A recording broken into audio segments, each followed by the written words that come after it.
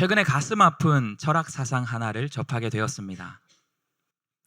반출생주의라는 제목을 가진 철학 사상이었습니다. 이 사상은 부모가 자녀를 낳아서 키우기 어렵기 때문에 낳지 말자는 것과는 다른 사상입니다. 이 사상을 주장하는 사람들은 오히려 부모가 아니라 그 태어날 아이가 세상의 고통을 경험하지 않도록 태어날 아이를 생각해서 출생하지 않는 것이 좋다, 그렇게 주장하는 사상입니다. 제가 이 반출생주의를 주장하는 유튜브 영상을 한 개 보았습니다. 그 영상에 수천 개의 댓글들이 달렸는데 제가 그 모든 댓글을 다 읽지 못했지만 한참을 읽어 내려가도 대부분의 댓글은 반출생주의, 태어날 아이들의 고통을 받지 않도록 출생하지 말자, 이 주장을 지지하는 그 댓글들이 거의 대다수였습니다. 반대하는 댓글들을 거의 찾아보기가 어려웠습니다. 그 영상과 댓글들을 보며 슬픈 이 시대의 현실을 마주한 것 같은 느낌을 받았습니다. 그런데 곰곰이 생각해 볼 때 저는 이 시대의 사람들이 왜 이런 말도 안 되는 사상을 생각하고 또 논의하는지 그 이유를 저는 알고 있습니다. 아마 여기 있는 모든 분들도 알고 있으리라 생각이 됩니다. 그것은 바로 이런 세상 사람들은 자신의 진정한 정체성, 우리 한 사람의 존재의 가치, 한 사람의 존재의 목적을 그들은 온전히 알지 못하기 때문입니다. 나라는 한 사람을 만드신 창조주의 눈으로, 창조주의 마음과 시선으로 나라는 존재를 바라보지 않고 창조주의 마음으로 나의 존재의 가치를 판단하지 않는 것입니다. 세상의 사람들은 자신의 진정한 존재 가치와 그 목적을 깨닫지 못하였기 때문에 그래서 본능에 따라 생각하고 인간의 생각에 따라 판단할 수밖에 없는 그런 잘못된 생각과 삶으로 결국 빠질 수밖에 없는 것입니다. 그렇다면 여기 계신 분들은 어떠신가요?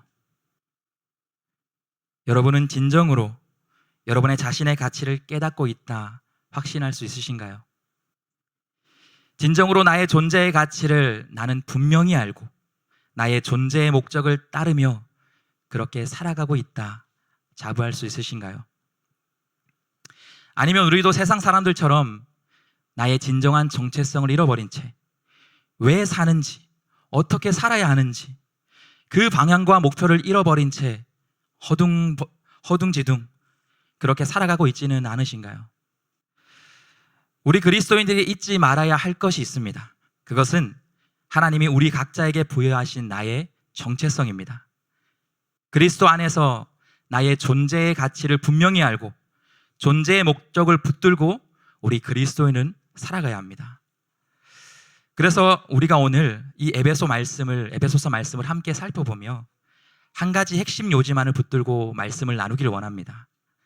우리를 만드신 그 창조주의 시선으로 우리의 존재의 정체성이 무엇인지 우리가 다시 한번 분명히 확인하고 또 그 정체성을 가지고 어떻게 우리 하루하루의 삶을 살아가야 하는지를 다시 한번 말씀을 통해 살펴보길 원합니다.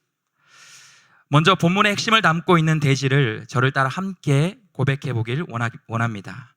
함께 고백하길 원합니다. 우리는 하나님의 놀라운 사랑 안에서 감격으로 살아가야 합니다. 다시 한 번 더 고백하면 좋겠습니다. 우리는 하나님의 놀라운 사랑 안에서 구원받은 그리스도인이라는 감격으로 살아가야 합니다. 우리는 개구리 올챙이 시절 모른다라는 표현을 종종 사용합니다. 올챙이가 개구리가 되자 과거에 자신의 연약했던 그런 것들을 잊어버리고 교만하게 살아가게 될 때에 비유하는 표현입니다. 이처럼 우리는 과거를 잊어버리게 되면 감사함을 잃어버리게 됩니다. 과거를 제대로 기억하지 못하면 교만에 빠져버립니다. 또한 과거를 온전히 깨닫지 못하면 우리는 과거의 실수를 반복하는 그런 어리석음의 행동을 하기도 합니다. 그렇기 때문에 우리 그리스도인이 우리의 지난 과거를 분명히 기억하는 것은 너무나 중요합니다.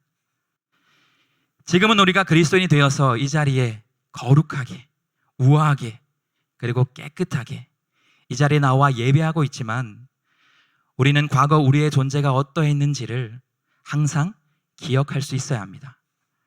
바울은 그런 의미에서 오늘 에베소 교회 성도들에게 먼저 1절과 3절까지의 말씀을 통해서 성도의 과거의 정체성이 어떠했는지를 다시금 분명히 에베소 교회 성도들에게 전하는 것을 볼 수 있습니다.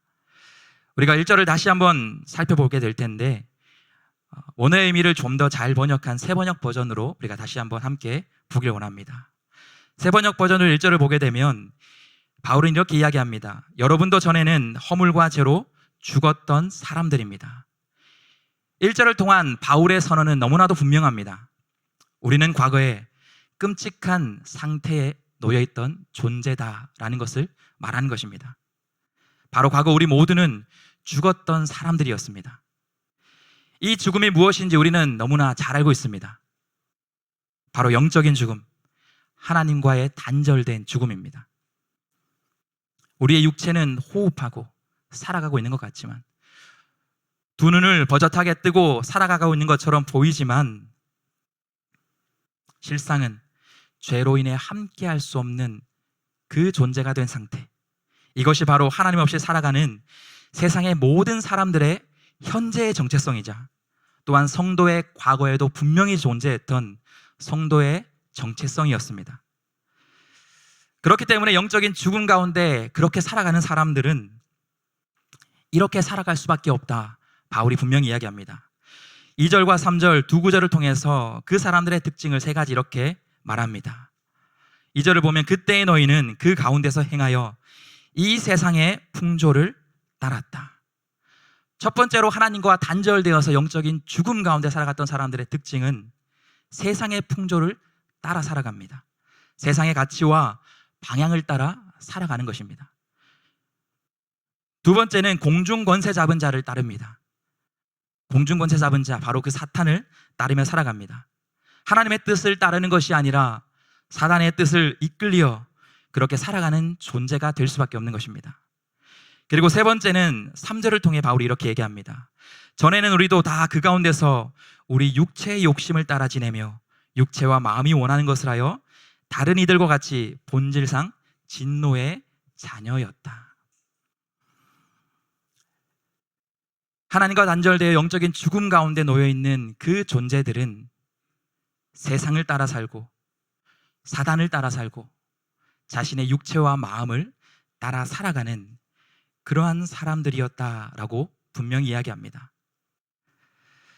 그렇기에 그 결과가 바울은 이들은 이렇게 살기 때문에 결국 하나님의 진노를 받을 수밖에 없는 진노의 자녀들이다, 그렇게 분명히 그들의 정체성을 말하고 있는 것입니다. 이처럼 우리는 과거에 이전에는 죽은 존재였습니다. 하나님의 진노를 유발하는 삶을 살 수밖에 없는 존재였습니다. 바로 이것이 성도의 과거의 분명한 정체성이었습니다. 저와 여러분, 우리 그리스도인은 이 사실을 잊지 않고 살아가는 것이 중요합니다. 만약 저와 여러분이 우리의 과거에 이 참담했던 과거를 기억하지 못한다면 우리는 지금 누리는 이 구원받은 자의 삶에 대한 그 감사와 감격을 잃어버린 채 세상과 다름없는 그리스도인으로 살아갈 수밖에 없게 되는 것입니다. 또한 성도가 과거에 참담했던 우리의 죄인의 삶을 잊어버리며 살아간다면 우리는 다시금 그 과거의 삶이 얼마나 더럽고 끔찍한 삶인지를 잃어버린 채 다시 더러운 것이 더러운 것인지도 모른 채 우리가 다시 그 오물 속으로 돌아간 삶을 우리는 살게 되어버리게 될 것입니다. 사랑하는 성도 여러분, 세상의 가치와 세상의 풍조를 따라 살아가는 것은 더러운 삶입니다.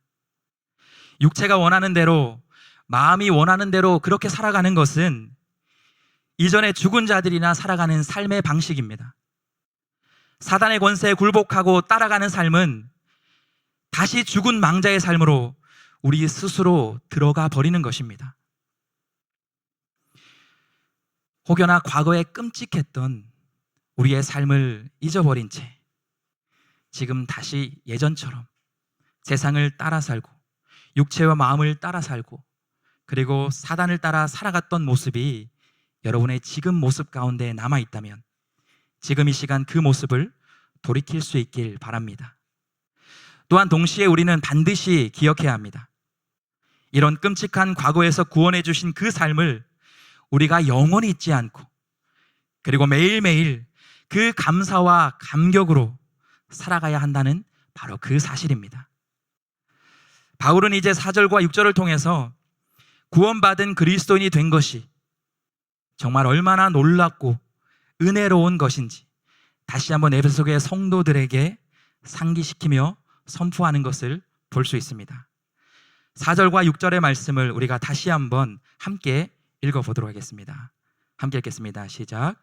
긍휼이 풍성하신 하나님이 우리를 사랑하신 그 큰 사랑을 인하여 허물로 죽은 우리를 그리스도와 함께 살리셨고 너희는 은혜로 구원을 받은 것이라. 또 함께 일으키사 그리스도 예수 안에서 함께 하늘에 앉히시니. 여러분, 우리가 어떤 한 사람이 정말 기대할 수 없는 그런 환경이었지만 그것을 극복하고 놀라운 변화를 이루게 되었을 때 개천에서 용이 났다, 그런 표현을 사용합니다. 그런데 이런 극적인 변화를 말하는, 개천에서 용이 났다는 이런 표현도 오늘 말씀에서 이야기하는 진노의 자녀가 바로 하나님의 자녀가 되었다는 이 극적인 변화의 놀라움을 결코 담아내지 못할 것입니다. 오늘 에베소서 본문 2장 1절과 3절 그리고 이어지는 4장과 6절까지의 이 말씀, 이 짧은 6절 안에서 보여주는 반전은 여러분, 그렇기 때문에 세상에서 가장 드라마틱하고 또한 감격스러운 그런 변화의 스토리가 우리 그리스도인에게 된다라는 것입니다. 가장 아름답고 사랑스러운 그런 반전의 스토리가 오늘 본문의 말씀입니다. 그 말씀을 보면 5절에서 이렇게 이야기합니다. 허물로 죽은 우리를 그리스도와 함께 살리셨고, 죽었던 존재였던, 진노의 자녀였던 우리가 어떠한 존재로 변화되었다, 바울이 에베소 교회 성도들에게 선포하고 있습니까? 바로 하나님은 죽었던 우리를 새 생명으로 살리셨다, 분명히 선포하고 있는 것입니다.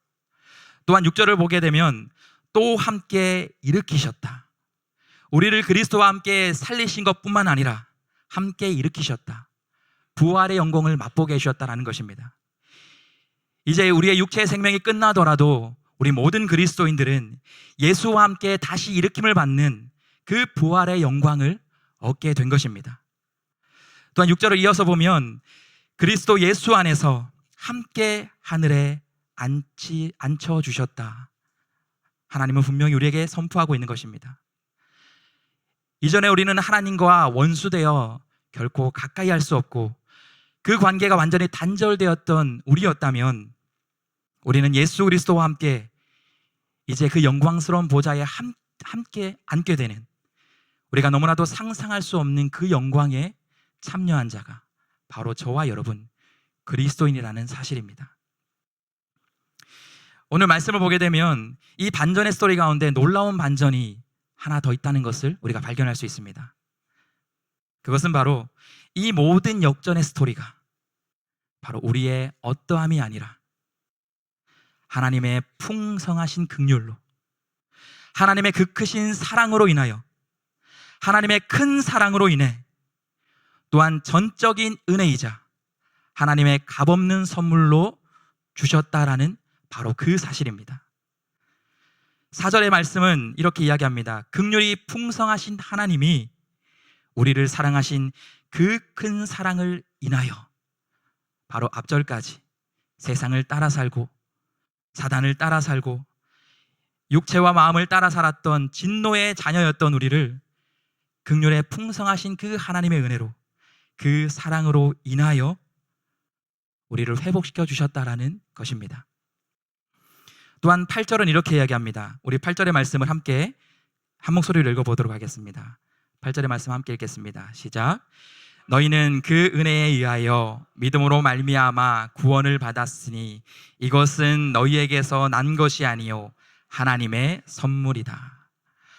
여러분, 개천에서 용이 나고 또한 거지가 왕자가 되고 하녀에서 왕비가 되는 세상의 수많은 반전의 스토리가 바로 이 죄인이 그리스도인이 된 이 스토리를 본다고 있지만, 그러나 결코 세상의 그 어떤 반전의 스토리도 이 은혜의 반전의 하나님의 스토리를, 그 감격을 담지 못할 것입니다. 그런데 이 반전의 드라마의 주인공이 여러분, 다른 그 누군가가 아니라, 다른 누군가의 이야기가 아니라 바로 저와 여러분, 우리 각자의 인생 가운데 하나님이 주신 나의 스토리라는 사실을 우리는 잊지 않아야 합니다. 개천에서 용이 된 게 바로 우리라는 사실입니다. 거지에서 왕자가 된 게 바로 저입니다. 하녀에서 왕비가 된 것이 바로 여기 있는 여러분 한 분 한 분이라는 사실입니다. 여러분은 이 사실이 얼마나 감격스러우신가요? 정말 다시금 오늘 말씀을 접하며 하나님의 은혜 가운데 구원받은 이 사실이 감사와 감격으로 느껴지시나요? 당시 바울의 메시지가 에베소교회 성도들에게도 놀라운 감격과 또한 충격의 선포였습니다. 당시 에베소 성도들이 살던 그 세상에서는 이 은혜의 스토리는, 바울이 지금 에베소교회 성도들에게 전하는 이 은혜의 스토리는 정말 세상 가운데 듣도 보도 못한 그런 이야기가 바로 바울의 선포였습니다. 그리스 로마 시대를 살아갔던 그 사람들은 함께 공유하는 통념 한 가지가 있었습니다. 그것은 라틴어로 도우트데스라는 그렇게 표현되는 통념이었습니다. 이 표현은 내가 줬으니 너도 줘야 한다 라는, 우리가 잘 아는 영어 표현 give and take와 비슷한 그런 표현이었습니다. 바로 이 사회적 통념이 당시 세상에 모두가 함께 공유했던 생각이다라는 것입니다. 내가 줬으니 너도 줘야 한다. 여러분, 이것은 사람과 사람의 관계에서도 사용되는 표현이었지만, 특별히 사람과 신과의 관계를 표현할 때 사용하기 위해 이 표현을 사용했습니다. 당시 인간과 신의 관계가 이러했다라는 것입니다. 내가 신에게 무언가를 바치고 헌신을 하고 바로 그런 것들이 신에게 응답될 때에 그 상하는 복을 주신다. 철저히 신과 인간의 계산적인 관계를 당시 사람들은 가지고 있었다라는 것입니다. 반대로 신의 노여움을 받지 않기 위해 그들은 그래서 항상 신을 두려워해야만 했고 신의 눈치를 봐야만 했고, 그렇기 때문에 그 대가로 무언가를 끊임없이 주고 바치고 바쳐야만 하는 바로 그런 관계가 그리스 로마 세상에서의 신과 인간의 관계였다라는 것입니다. 여러분, 그렇기 때문에 당시 인간이라는 존재는 신에게 소유물에 불과했습니다. 신에게 바쳐야 하는 희생 제물에 불과했으며, 인간 한 사람 한 사람은 신의 전리품 그 이상도 그 이하도 아니었습니다. 그런데 바울은 말합니다. 하나님은, 우리가 믿는 신, 바로 그 하나님은 그리스도인을 그렇게 여기시지 않는다. 바울이 에베소 성도들이 깨닫길 원하며 전하는 핵심 메시지가 바로 이것이었습니다. 에베소 성도 여러분, 하나님은 여러분이 생각하는 세상의 그런 신이 아닙니다. 여러분에게 무언가를 바쳐야 주시는 그런 분이 아닙니다. 여러분을 하찮은 존재로 여기시는 그런 분이 결코 아니십니다. 하나님은, 우리가 믿는 하나님은 진정으로 여러분을 사랑하시는 분이십니다.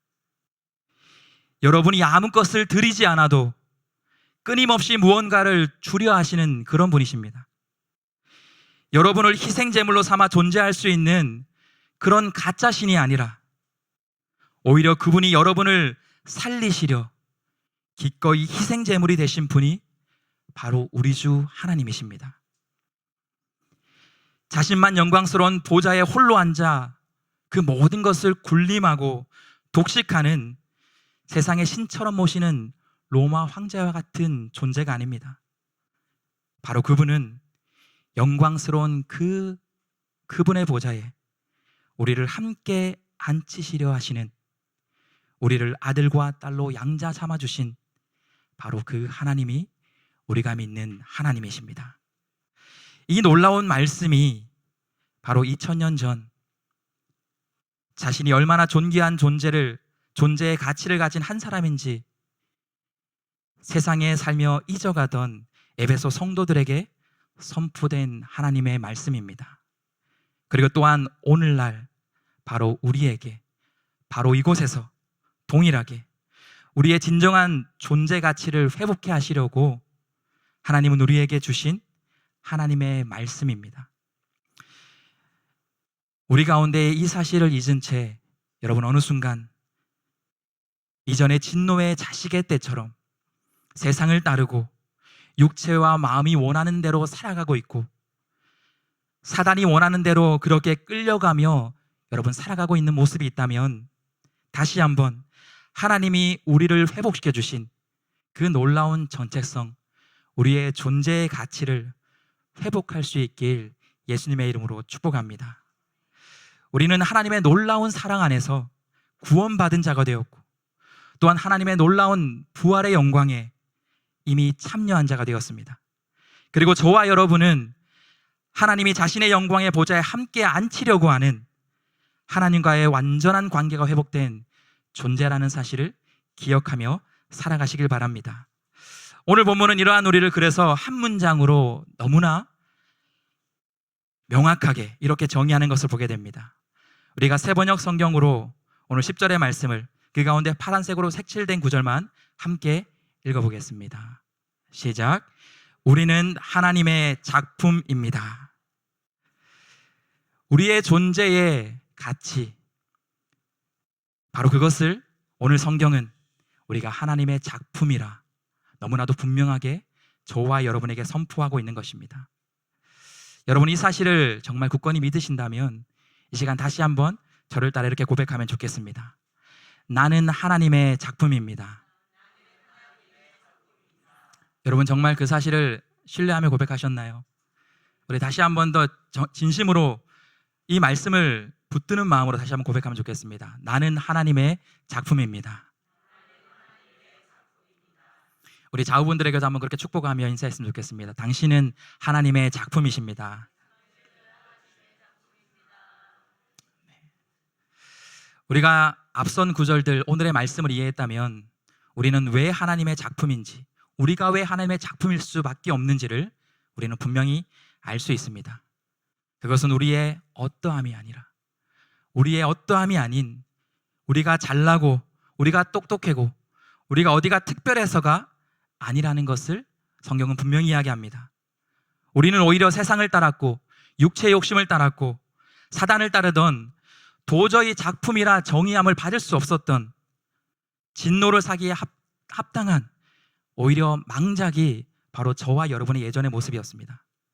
그러나 그런 우리를 하나님이 그리스도 안에서, 예수 그리스도 안에서 우리를 다시 한번 만드셨기 때문에, 회복하셨기 때문에 우리는 이제 하나님의 작품이 된 줄로 믿습니다. 그런 저와 여러분은 이제 하나님의 작품이 되어서 어떻게 살아가야 할까요? 오늘 본문은 우리는 하나님의 작품으로 만드셨기에 이제 우리가 살아가야 될 삶의 모습은 나를 이 작품으로 만드신 하나님이 얼마나 멋진 분인지, 얼마나 대단하신 분인지 바로 우리의 삶을 통하여서 하나님의 작품성을 나타내며 전하는 그런 삶의 목적을 부여받았음을 기억하길 바랍니다. 바라기는 아직 이 하나님의 풍성한 은혜를, 그 사랑을 알지 못하는 세상의 수많은 사람들에게 하나님은 세상의 모든 한 사람 한 사람을 하나님의 걸작품으로 만드셨습니다. 또한 그 한 작품을 얼마나 아끼시고 하나님의 모든 혼을 담아 생명을 담아 작품을 만드셨고 생명력을 불어넣어 주셔서 모든 영혼들을 회복시키시기를 원하십니다. 바로 그 하나님의 뜻을 전하며 살아갈 수 있는 우리 삶이 될 수 있길 바랍니다. 그것이 선한 일을 위해 지음받은 우리의 사명이다. 오늘 본문의 10절의 말씀이 분명히 우리에게 선포하고 있는 것입니다. 오늘 말씀을 마무리하며 저는 한 가지의 기도 요청을 오늘 드리려고 합니다. 돌아오는 토요일부터 시작하는 우리 청년부 수련회와 또 이 시대의 청년들을 위한 기도 요청입니다. 사실 오늘 말씀의 제목과 본문은 이번 여름 청년부 수련회의 주제와 주제 말씀 구절을 포함한 본문의 말씀입니다. 제가 청년부 사역을 하면서 너무나 감사하게도 이 시대가 점점 더 악해져만 가는 그런 세상 같아 보이는데, 그러나 그 가운데서도 우리 믿음의 청년들이 끝까지 믿음을 붙들며 살기 위해서 그렇게 애쓰고 있고, 하나님 사랑하기를 날마다 더 결단하는 그 모습을 바라보며 감사와 기쁨으로 사역을 하고 있습니다. 그럼에도 청년들을 바라보게 되면 이 혼란스러운 청년의 시기 앞에 내가 어떠한 존재인지, 어떻게 살아가야 하는지, 그런 것들을 두려워하고 걱정하며 염려 속에 힘겹게 싸워내는 그 모습을 보며 또한 마음 한켠에 아픈 마음, 아쉬운 마음이 들게 되는 것 같습니다. 저는 그렇기 때문에 이번 수련회를 통해서 Born to be Christian, 우리 청년들이 하나님께 그리스도인으로, 하나님의 자녀로 그렇게 택함을 받고 부름을 받았다, 그들의 진정한 정체성을 분명히 깨닫고 하나님의 멋진 걸작품으로 이 세상을 살아내기를 결단하는 그런 수련회가 되기를 기대하며 기도로 준비하고 있습니다. 바라기는 여기 있는 모든 우리 성도분들이, 믿음의 선배 여러분들이 이번 청년부 수련회를 통해서 이 시대의 모든 청년들이, 우리 다음 세대들이 자신의 존재 가치와 존재 목적을 다시 한번 하나님의 말씀을 통해서, 하나님의 사랑을 경험함을 통해서 그렇게 분명히 발견하고 그렇게 돌아올 수 있는 수련회가 될 수 있도록 기도해 주시기를 요청드립니다.